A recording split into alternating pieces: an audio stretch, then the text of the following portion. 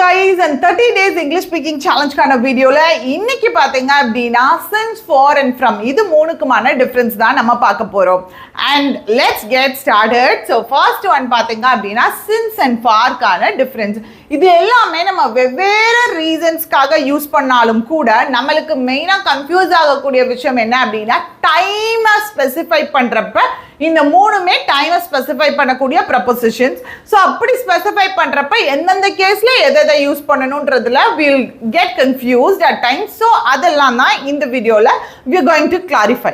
So first one பார்த்தீங்க அப்படின்னா since அப்படின்றது நீங்கள் எந்த ஒரு பாயிண்ட் ஆஃப் டைமுக்கும் ஸ்டார்டிங் பாயிண்ட் மென்ஷன் பண்ணியிருக்காங்க அப்படின்னா ஸ்டார்டிங் பாயிண்ட் மென்ஷன் பண்ணியிருக்காங்க, அதோட எண்டிங் பாயிண்ட் தெரியவில்லை, அது I am unaware of the ending point, ending point பற்றி அங்கே எதுவுமே தெரியலை, ஒன்லி ஸ்டார்டிங் பாயிண்ட் மட்டும் இருக்கு. ஸோ அப்படின்ற கேஸில் சின்ஸ் யூஸ் பண்ணலாம். ஃபார் எக்ஸாம்பிள், இப்போ I have been teaching since 1 PM. அப்போ நான் 1 மணிலிருந்து டீச் பண்ணி கொண்டிருக்கிறேன், எப்போ முடிப்பேன்லாம் தெரியல, ஆனா அப்போலிருந்து இப்ப நான் பேசிட்டு இருக்கிற இந்த சமயம் வர பேசிக்கொண்டு டீச் பண்ணி கொண்டிருக்கிறேன். For example, I have been living in this house for 10 years. நான் 10 வருட காலமாக இந்த வீட்டில் வசித்து கொண்டிருக்கிறேன். For example, the tea shop is here since 1998.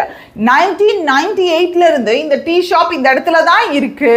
அப்போ I'm unaware of when the tea shop will be shifted. So அதை பற்றிலாம் எனக்கு தெரியல, ஆனால் இப்போ வர முன்னாடியிலேருந்து இப்போ வர இங்கே இருந்துட்டு இருக்கு அப்படின்றது எனக்கு தெரியும். ஸோ ஸ்பெசிஃபிக் பாயிண்ட் ஆஃப் டைமை கொடுத்துருக்காங்க பாஸ்ட்ல அண்ட் அதோடைய எண்ட் பாயிண்ட் கொடுக்கவில்லை அப்படின்னா அந்த இடத்துல you can use since, right? For example, இங்க 1, 2, 3 இருந்துச்சுன்னா இந்த 1 மணியையோ இல்ல 2 மணியையோ 3 மணியையோ இந்த மாதிரியான ஸ்பெசிபிக் பாயிண்ட் ஆஃப் டைம் பாஸ்ட்ல இண்டிகேட் பண்றப்போ அங்க நீங்க சின்ஸ் யூஸ் பண்ணலாம். ஓகே, ஸோ ஃபர்ஸ்ட் ஒன் பாத்தீங்க அப்படின்னா, so coming to the next one, for அப்படின்றது ஒரு டியூரேஷனை குறிக்கும், ஒரு பீரியட் ஆஃப் டைமை குறிக்கும். ஃபார் எக்ஸாம்பிள், எப்படி சின்ஸ் அப்படின்றது எக்ஸாக்ட் ஸ்பெசிஃபிக் பாயிண்ட் ஆஃப் டைமை குறிச்சிச்சோ அதே மாதிரி ஃபார்ன்றது 2 மணி நேரம், 3 மணி நேரம், 2 நாள், 5 நாள், 1 வாரம், 1 வருடம் அப்படின்னு சொல்லி ஒரு பர்டிகுலர் பீரியட் ஆஃப் டைமை குறிக்கும். ஓகே, ஸ்டார்டிங் பாயிண்டோ எண்டிங் பாயிண்டோ மென்ஷன் பண்ணியிருக்க மாட்டாங்க, ஆனால் அந்த டியூரேஷனை மென்ஷன் பண்ணியிருப்பாங்க, அந்த டோட்டல் காலத்தை மென்ஷன் பண்ணியிருப்பாங்க. So coming to this one, 1 மணியா 2 மணியா 3 மணியான்றது தெரியாது, ஆனா டோட்டலா 3 மணி நேரம்.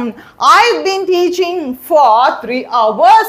நான் 3 மணி நேரமாக நடத்தி கொண்டே இருக்கிறேன். அப்போ when I started, when I'm going to end, I'm unaware, but I know the particular person is teaching here for 3 hours, right? So இதே இது for from எப்ப யூஸ் பண்ணுவோம் எல்லாமே நம்ம பார்ப்போம். ஸோ ஃபர்ஸ்ட் ஒன் பார்த்தீங்க அப்படின்னா, ஒரு டிஃப்ரென்ஷியேட் பண்ணி உங்களுக்கு காட்டினோம் இன்னும் நல்லா புரியும். ஃபார் அப்படின்றது ஒரு டியூரேஷனை குறிக்கும். இது எல்லாத்துக்குமே கண்ணா மூடிட்டு இந்த சின்ஸ் அண்ட் ஃபாருக்கு பர்ஃபெக்ட் டென்ஸ் தான் நீங்க யூஸ் பண்ணணும். பர்ஃபெக்ட் டென்ஸ் யூஸ் பண்ணணும். அது ப்ரெசன்ட் பர்ஃபெக்ட் டென்ஸா இருக்கலாம், ப்ரெசன்ட் பர்ஃபெக்ட் கண்டினியூவஸா இருக்கலாம், இல்ல பாஸ்ட் பர்ஃபெக்டா இருக்கலாம், இல்ல பாஸ்ட் பர்ஃபெக்ட் கண்டினியூவஸா இருக்கலாம். ஆனா பர்ஃபெக்ட் டென்ஸ் தான் யூஸ் பண்ணணும். எப்படி யூஸ் பண்ணணும்?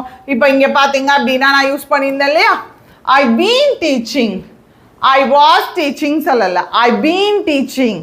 அப்போ ஐ ஆம் டீச்சிங்னு சொல்லல, ஐ பீன் டீச்சிங் தான் சொல்றேன். ஏன்னா அது ஒரு பாயிண்ட் ஆஃப் டைம்ல இருந்து இந்த டைம் வரைக்கும் நடந்துட்டு இருக்கு. அப்போ எனக்கு தெரியும் தி action which has happened in past and its effect is still continuing அப்படினாலோ, இல்ல இந்த ஆக்ஷன் இந்த பாயிண்ட் ஆஃப் டைம் வரைக்கும் நடந்துட்டு இருக்கு அப்படினாலோ அங்க என்ன யூஸ் பண்ணணும்? பிரசன்ட் பர்ஃபெக்ட் யூஸ் பண்ணணும்னு தெரியும். இதே மாதிரி பாஸ்ட்ல ஒரு விஷயம் நடந்து அதோடைய இஃபெக்டும் கண்டினியூவஸா ஒரு பர்டிகுலர் பாயிண்ட் ஆஃப் டைம் வரைக்கும் நடந்து முடிஞ்சிருந்துச்சு அப்படின்னா அங்க பாஸ்ட் பர்ஃபெக்ட் டென்ஸ் யூஸ் பண்ணணும். கரெக்டா? அப்போ எப்போலாம் since and for யூஸ் பண்றோமோ அங்கெல்லாம் perfect tense வரணும். ஒன்னு past present perfectா இருக்கலாம், இல்ல past perfectா இருக்கலாம். சோ இங்க பாருங்க, for அப்படின்றது I'm staying here for 1 day, for 1 week, for 1 year, for few hours. So ஒரு டியூரேஷனை மென்ஷன் பண்றதுக்கு நம்ம for யூஸ் பண்ணலாம். ஃபார் எக்ஸாம்பிள், இப்போதான் சொன்ன அதே எக்ஸாம்பிள். அண்ட் அடுத்தது since அப்படின்றது ஸ்டார்டிங் பாயிண்ட் தெரியும், but I am unaware of the ending point. For example, since I was born, அதாவது நான் பிறந்ததுல இருந்தே, அப்போ நான் பிறந்ததுல இருந்து இப்போ வரைக்கும். I know her since I was born. அப்போ நான் பிறந்ததுல இருந்தே உங்களை எனக்கு தெரியும், அப்போ இப்போ வரை எனக்கு தெரியும். கரெக்டா? It doesn't have an end point, right? அதுக்கு வந்து ஒரு end point கிடையாது. இப்போ வர உங்களை எனக்கு தெரியும். கரெக்டா? இனி தெரியாம போக வாய்ப்பு இருக்கா? இல்ல. சரியா? அதே மாதிரி இங்க 1990 ஒரு பர்டிகுலர் பாயிண்ட் ஆஃப் டைம் கொடுக்குறப்போ, for example, this company is here since 1990. 1990ல இருந்து இந்த கம்பெனி இங்க இருந்துட்டு இருக்கு. அதே மாதிரி since morning, since evening. So என்ன பாயிண்ட் ஆஃப் டைம் கொடுத்திருந்தாலும் அப்போல இருந்து இப்போ வரைக்கும் கண்டினியூ பண்ணிட்டு இருக்கு அப்படின்ற பட்சத்தில் you can use since. I have known Reena since I was a child. நான் குழந்தையா இருந்த போல இருந்து எனக்கு ரீனாவை தெரியும். ஓகே, அப்போ இப்போ வர தெரியும் அவங்கள. அப்போ இங்க என்ன டென்ஸ் யூஸ் பண்ணியிருக்கேன்? have known. present perfect use பண்ணியிருக்கேன், right? Okay, and coming to from எப்போ யூஸ் பண்ணுவோம்னா, எனக்கு தெரியும் இங்கே பார்த்தீங்க அப்படின்னா நான் சின்ஸ் வந்து ஒரு பாஸ்ட்ல இருந்து இப்போ வரைக்கும் கண்டினியூ ஆகுறத யூஸ் பண்ணியிருக்கேன் அப்படின்றது தெரியும். பட் இந்த ஃப்ரம் அப்படின்றதும் ஸ்டார்டிங் பாயிண்ட்டை தான் குறிக்கும்.